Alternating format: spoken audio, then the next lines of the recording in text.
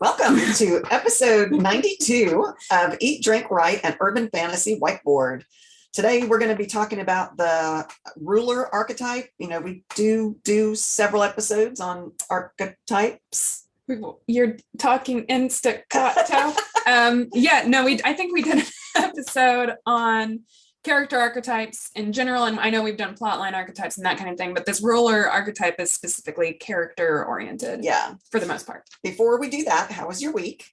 Oh, busy. Yeah, very busy. I've been working like crazy. I think I've done 10-hour day. I think every day this week. So that's gross. Yeah. Well, except Friday. I did leave early Friday. So that's awful. Yeah, it was hideous. We're in person. Yay. Yee. She came to celebrate my birthday this week. So that was fun. We all went out to dinner at the Bonefish Grill, which I love. And so as to what we're eating and drinking, we went to dinner at Bonefish Grill. We did that. And I had a Chilean sea bass, which was amazing. Oh, I had like this bourbon glazed salmon. It was awesome. Yum, it was very yum, good. yum. Yeah. And right now we're drinking chocolate martinis. We've been drinking chocolate martinis. We came back from Bonefish and had my birthday cake, which was an espresso chocolate birthday cake. And so of course we had to make espresso martinis. I know. I kind of feel like I'm on crack. I don't drink coffee. Well, since you have to go to work after this, I guess it's a good thing you got the caffeine going. It's not the worst thing. But I am like, my heart is like da da da da da da. Oh Lord. So, very good. I've got some jokes. Oh, of course you do. Let's okay. And because we're talking about the ruler archetype, I came across one that was actually about a physical ruler, not like a leader ruler. I may be a thief, but I would never steal a ruler. That's where I draw the line. Yeah. And then the interviewer asked me to show him an example of my leadership skills. And I said, okay, I'm hired. If that would work, that'd be great. The pirate leader. Can someone tell me how to write 2 in Roman numerals? Crew. I, Captain. The letter I, which good is Lord. 2. Yeah, that one wasn't very good. Yeah. All right. Character archetypes. Archetypes. Ruler well, archetype. Yeah, but like character, I think it's a good idea to start with, character archetypes. We've done a few episodes on it before. Okay. Yeah. But I'll give a brief reminder in case we've got newcomers to the podcast who are interested in listening. Okay. Character archetype is a character that represents a specific set of universal recognizable characters. I realized in the middle of that sentence that I was going, so I decided I need to slow down a little bit. It's the side effect of the coffee. Caffeine, man. Yes. Yeah. Yes. But today, we'll be talking specifically about the ruler archetype and how to use it in your stories specifically as a character. Also, I just hit the microphone. We're off to a great start. Yeah, we're hopefully this will come out all right. We're having technical issues. My microphone isn't working. She didn't bring her microphone with her, so we're using the headphone microphone in between both of us. So I'm not quite sure how this is going to work, but we'll see. We'll see how it goes. So what is the ruler archetype? This is a character with legal or emotional power over others in a story. So the key word here, I think, is power, quote unquote power. We, or at least I do anyway, associate the term ruler with like a leader type role. And that's not necessarily a requirement for this ruler archetype. Yeah, I think that's true. You can be a ruler, but not be a leader. There have been a number of really bad rulers who definitely aren't leaders. Absolutely. I think this character, it deals in power more than like, oh, I have to be the leader. And, power often translates to a leader type role, but not necessarily. Yeah. So this character archetype is otherwise known as, the leader, the boss, the chief, king or queen, or in general, a power broker. So in Louis and Delaney, Oris is actually a ruler type character. 100%. Yeah. Because all he does is deal in power. Yeah. His whole shtick is power. Yeah. But he's not by any means like a leader in terms of like government and a leader. Right. He's got his group of people that he holds power over. Yeah. Right. Yeah. I read somewhere that to a ruler, power isn't everything. And I was like, what? But then the next sentence is, it's the only thing. So like they don't have like a broad horizon of like, yes, I need all these. No, they need power. Yeah. And that's the end all to them. That's what drives them. Right. Yeah. So what are those universal and recognizable behaviors that they display that I was talking about in the general definition of a character archetype? So in contrast to the outlaw archetype, the ruler wants to prevent chaos by taking control. So rulers are defined by their need for security and order, and they strive to gain and retain power. Yeah, they also tend to be really charismatic. Yes. Because that's how they get their followers. That's how they are able to draw people in. You know, they have a personality that's very attractive to others. Yeah, absolutely. They're also usually a stickler for policies, even if it's their own policies. Like Oris, for example, you know, he doesn't really care for authority or the law, but his word is law. It's their law. It's the ruler's law, right? And rules. That's important. It's not necessarily even good rules. It's just whatever their rules are. Like in a dystopian society, they would be really strict about the rules they've set up to keep control. Even if it's not a good thing for the masses, it's good for them. And so, yes, you have to follow those rules. Yeah, absolutely. The ruler sees themselves as a role model for others to follow and seeks to provide leadership, which again, you know, I wouldn't say that Oris by any means is like, do as I do, you know, he's do as I say. That's exactly right. As opposed to do as I do. But I think a lot of ruler archetype characters are the leadership type role. That's true. And they are going to want to, you know, maintain power and show control, but in a good way in order to maintain it. Yeah. I mean, some really do want the best for the people, and their rules and their power is to make their whatever they control a better place. Right. At best, they're confident, polished, responsible. You know, they want to keep up with maintaining that control, like I keep saying. And at the worst, they're controlling, entitled, and cold. So to me, those are the most interesting ruler characters. It creates great tension in the book. The readers love to have someone to hate. You know, I was thinking of Game of Thrones. There's so many ruler type characters in that one, but Cersei is the perfect horrible ruler. Yes. I mean, it's all about her and keeping what she wants in place and absolutely her power. I mean, that's a great example of one of those really interesting ruler characters who's not a leader that you want to, you know, emulate and that kind of thing. Their core desires are primarily gaining control of anything that they can.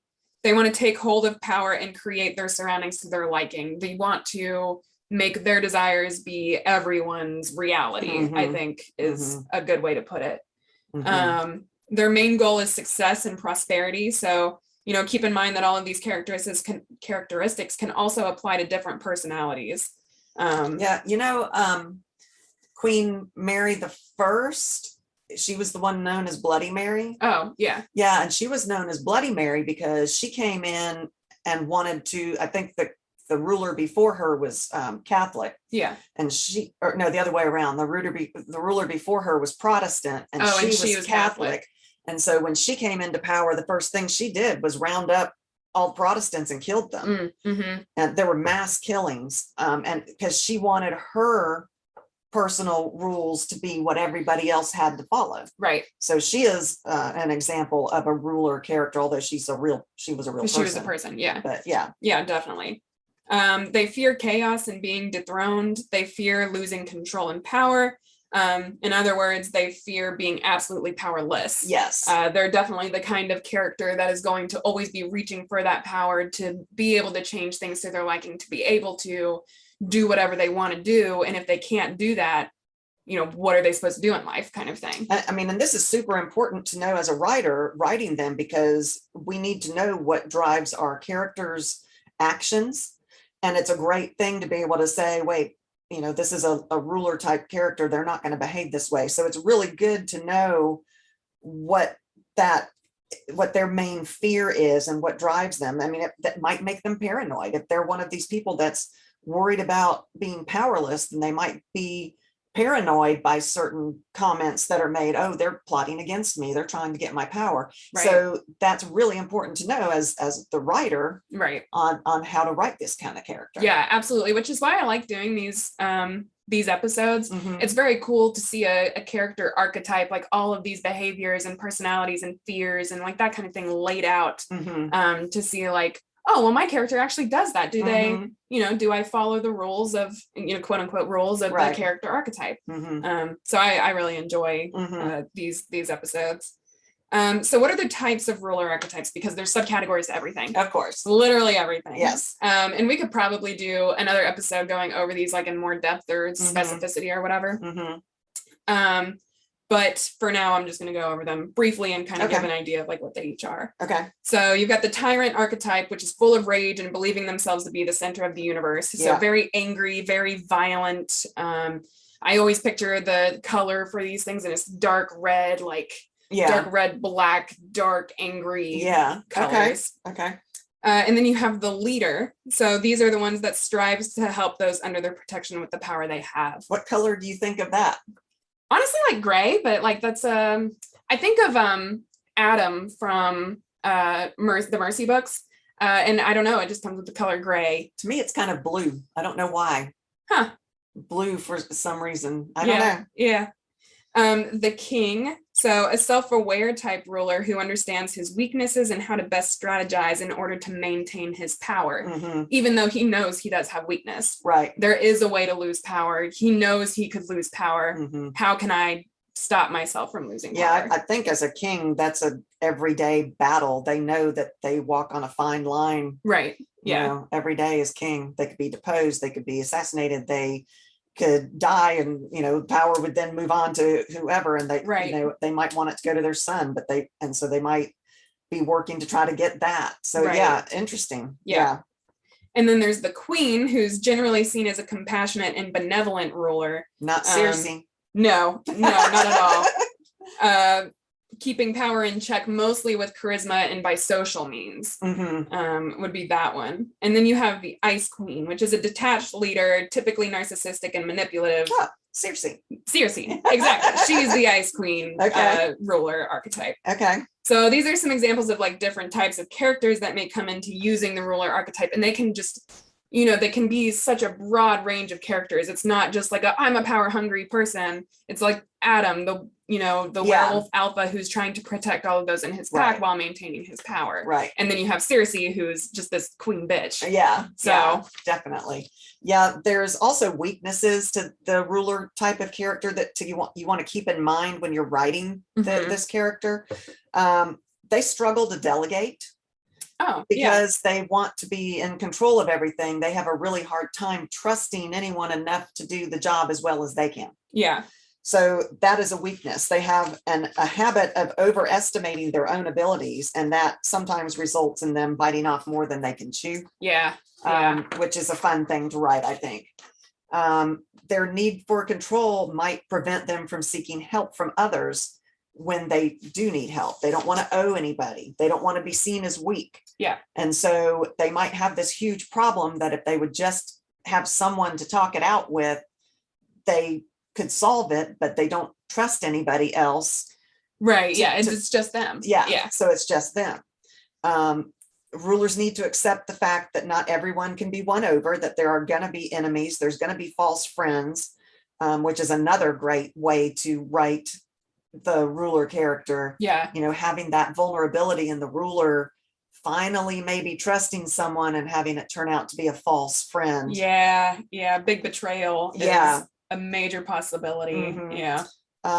They're always going to have that problem, no matter how hard they try to please everybody underneath their control. They're not going to be able to please everybody. Well, especially if they do have a maintenance of power. People are going to want that power also. There are going to be other characters who are this ruler archetype that are going to try to butt in and take that power. And who would think they're better? Absolutely. I would be a better leader.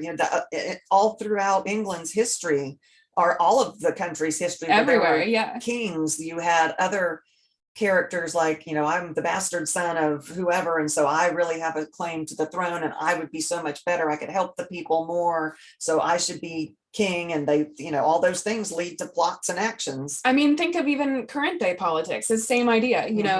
We live in a democracy now in America, but like, there's still like a struggle for power. They go around and they do a campaign and they're like, you should vote for me because of this, and I'm a better leader because of blah. Yeah. So it's the same idea. Definitely. Yeah.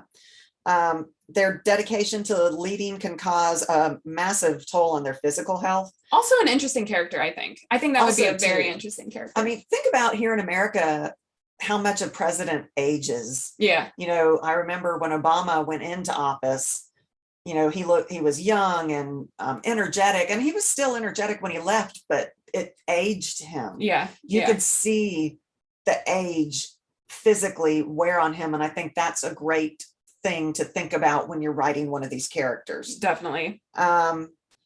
In fear of appearing weak in front of their followers, they might either bury their emotions. They don't want to be seen to cry. They don't want to be, they don't want to expose themselves as anything but this ruler. And that could lead to mental health issues. Right. Post-traumatic stress is a real thing. And they can't talk to anybody about it because someone would be going, oh, he's not fit to be king anymore. Right. So I'm going to take that. That's exactly what happens in the Mercy Thompson books. It's like, if Adam is injured, then other wolves are going to come up and be like, I can kill you and take your power. Yeah. Also think about romance for these leader type characters. They probably have many lovers and many people that, there's probably no, there's an abundance, I'm sure, of willing partners, but romantic love is a give and take. Right. It's an equal partnership, and a ruler type character isn't set up for that. Right. And so they're going to have romance troubles. Yes. They just are. And if they make themselves vulnerable, what happens if this particular partner turns out to be one of those false friends? Or if other adversaries like target that love interest. Yes. Yeah. Like in the superhero. Right. Spider-Man was afraid to have anyone know that he was dating Mary Jane because that did happen. Yeah. She then became a target. Yep. That he had to, so yeah, think about that. That's really exciting to play with, I think, in a ruler archetype. Absolutely. And, they always are going to wonder in the back of their head, is this person really with me because they love me, or is it because of my power? Yeah. What a horrible way to live. That's true. I think I'm trying to think, the Kate Daniels series plays a little bit with it, because Kate had so much power because of who her father was, and she was with Curran, who also had a lot of power, and she was like, I think I have to leave, and he was like, cool, when do we leave? And she was like, oh, you're not just with me because of my power, who my dad is, or, whatever, because I'm an asset to the pack. You're with me because of me. And I love when you get to see those kinds of character interactions. Yeah. I love Kate and Curran. They're very good. Series is absolutely fantastic. It is phenomenal. Yes. Yeah. So you have some examples. I do. So Mufasa from The Lion King, one of my favorite all-time movies, if not my favorite all-time movie ever. But The Lion King, Mufasa is a very good example of a ruler type character, not only because he's the king, but because of the qualities that he does display. He has power over not only the lions, but also over the hyenas. He shows them who's boss whenever they try to mess with them. Bran and Adam from the Mercy universe. So I've talked about Adam a lot, but Bran also, he rules the werewolves of the entire North American continent. So, he's got all of this power, and everybody knows he's got all this power. And so he's the one in charge, and no one ever is going to challenge him. Yeah, and think about his romantic issues. Yeah, well, because he's got so much power that if he lets himself get lost in a romance, he could lose. Which is what happened in his backstory. And so he's come to terms with never having that deep, surrendering love anymore. And he's content, or at least his wolf is, content with what he's set himself up with. Right. So he's got romance to a degree. It's a romance that he can handle, but it's never going to be that deep, I am so in love with you, I would die for you type passion. Right. And he's okay with that. Yeah. He understands he can't go there. And that's fine. Yeah. I know we learn a little bit more about his relationship in later Alpha and Omega books. So And then I've already talked about it a little bit, but Curran from the Kate Daniels novels, like he's willing to sacrifice so much for his people, and he has all of this power, and he's, you know, almost untouchable, you know, because of the way that he governs his people. He's like a fair ruler. He's a good leader. Yeah, he cares for his people. He's the example of a really great leader. Right. In that ruler character. And then you've got Kate, who is also a ruler, but she isn't. She might be more of like an outlaw. Yeah, she's not. She has her own. She has people. She's the reluctant leader. Yeah. She doesn't want to have these people looking to her to save them. She doesn't want that authority and that power. She just wants to be, but it's not what happens. It's not that simple. Yeah, it's not that simple. So she's also a ruler character, but a totally different twist on it. Yeah. I don't know. I think she tries very hard to be like a loner. And when she ends up with Curran, you know, obviously she has to be a somewhat ruler type character. And like you said, she's a reluctant ruler, but I don't know that she necessarily fits like the ruler archetype. I think she was forced into it, but that doesn't like, I think it's fit her necessarily. A great thing to look at and study if you're wanting to twist the ruler character and make it something different. I think they did a really good job with her, because she wants to be alone. She doesn't feel like she deserves anybody else. She feels like she's a danger to everybody else. Right. And so she doesn't want people, but she ends up, because she's such a good person, she ends up saving people, and she can't let people just die. So she does all these things that does make her an effective ruler, even though she doesn't want to be. Right. Yeah. Right. Yeah, I was thinking about President Snow from the Hunger Games. Oh, absolutely. He is the perfect bad guy ruler. Yeah. Even what's her face? Coin? I don't remember her name, but she was another leader, the leader of the resistance. Oh, the Colony 13 or whatever it was. Yeah. She was also a piece of work. Yes. Yeah. They were in their own, and both of them in their minds were doing what's best for their people. Right. You know, President Snow was keeping them all controlled, and, you know, used the Hunger Games as a weapon to keep himself in power and to keep the people controlled. Yeah. And in his mind, that was the best way to keep society going. Right.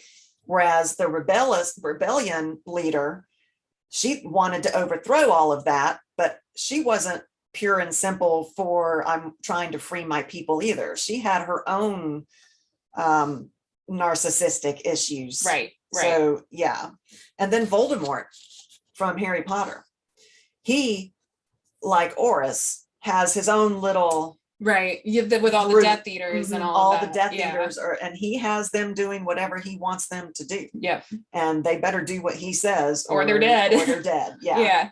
So he's another example of the other side, the opposite of Curran. Yeah. You know. Yeah. Right. A few things to keep in mind if you're interested in writing the ruler archetype.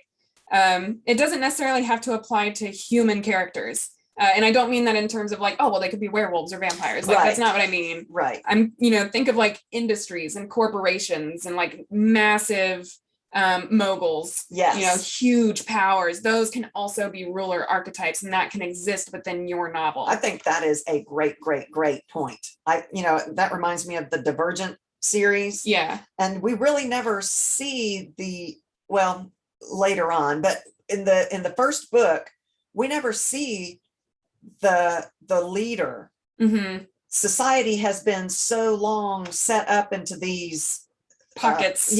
Sections.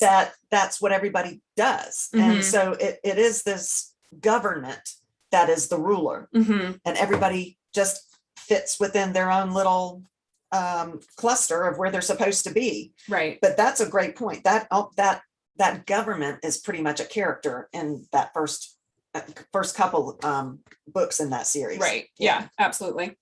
Always keep in mind the main goal, of using the ruler archetype. If you decide to add a character to your story based on a need for an archetype, and you happen to think that, oh, my story needs a ruler, know how that archetype functions, how it interacts with other characters, what types of traits they'll have, like everything that we talked about today, what will fit best with your story and the characters that you already have. Right. Also have fun with it. Step outside the box on these archetypes. A ruler doesn't have to be a king or a president, Right. Or anything specific like that. If they exert power over others and value power over everything, then you probably have a ruler archetype. Yeah, definitely. That was a really fun one. That was very useful, I think. Yeah. In writing. Again, like I said, I enjoyed learning about the archetypes because it makes me start thinking like, ooh, like I could add this kind of ruler. I didn't really think about the different types. And there is, if you think about these archetypes, you can see, oh, that would be I need that because then I can get to this plot point in my book. That type of character is exactly what I need to push this plot, to go where I need it to go. Right. Yeah, exactly. So that's all the notes that I have Me for too. the ruler. Okay. I do have an interview question for you. Okay. Do you have any ruler archetypes in your novels, and do you like to write them? I think I do. I think I might have them in every book I've written. Yeah. In various degrees, like in Frickin' Fairies, Pandora, who is ruler over her own little pocket of she is a ruler type character, and in some ways she's good, and in some ways she's just terrible, in some ways she's crazy. Very fun to write. Yeah.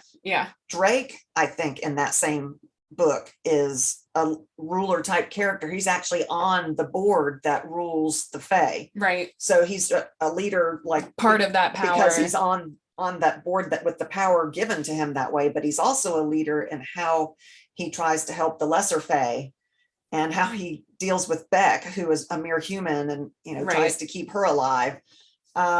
My very first novel is, it's that D&D type format where there are kings. So there's all kinds of rulers in there. Yeah. But Xenon, who I am going to change the names. I know that's he is definitely the power hungry. That's his whole goal. Yeah. And he's very jealous of anyone who has any inkling of power. Yeah. And like the wizard Rain is very powerful and very smart and young. And so Xenon is incredibly jealous of him. Yeah. And so that was a fun character. Yeah. And then in Trick's story, the Demon Hunter, it's one of those, like you said, not a human. It's this corporation. Corporation isn't the right word, but they're this hierarchy of demon hunters. It is an organization that trains kids to become demon hunters to kill the demons that are coming into our world here. Right. And they are the power hungry. There's a very rigid control, and in the first book you don't really get to see the depths of that. So it's kind of like in Divergent, where it's just there, right, but it's all controlling. They control us. But also in that book there's individual trainers who have their own little group of demon hunters that they're training, right, which are then leader type characters. So absolutely. I think I have ruler characters in almost all of my books, and we know yours with Louis and Delaney. Right. So we got Oris, who just has his own pocket of illegal Do you like happenings. Writing him? Yes. He's a strange character because he really writes himself. He'll say things where I'm like, I can't believe I just typed that out, but okay. He is very fun to write because of that, because he does write himself. I'm glad he doesn't exist. He's a hideous man. But he is very fun to write. I think probably most works and most people have a ruler type archetype in every body of work.